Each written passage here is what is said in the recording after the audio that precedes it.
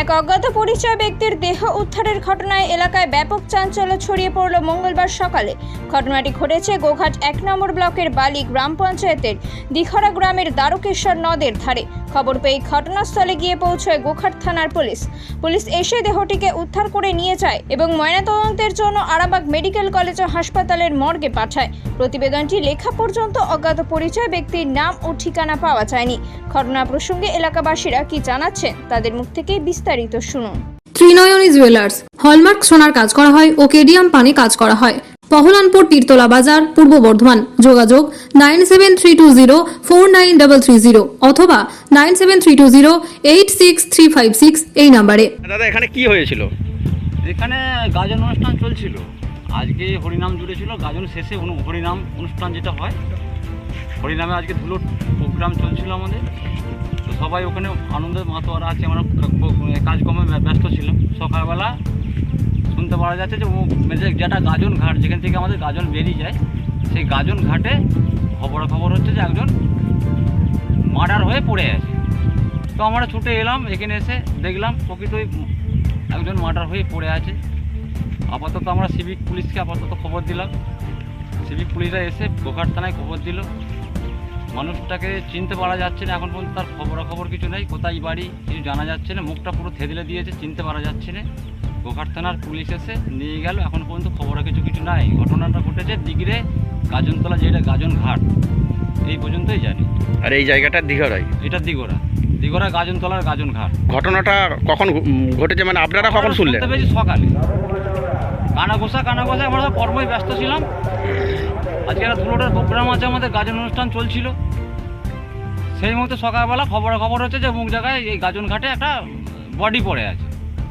তারপর আমরা ছুটে আসি, পাড়ার লোকজন ছুটে আসে বা সিভিক এখানে ফোন করতে সিভিক পুলিশ আসে, প্লাস গোঘাট থানায় খবর দিতে পুলিশ এসে বডি নিয়ে চলে গেছে। আপনার নাম? আমার নাম অসীম মান্না। আপনার বাড়ি? এইখানে দিঘরেই।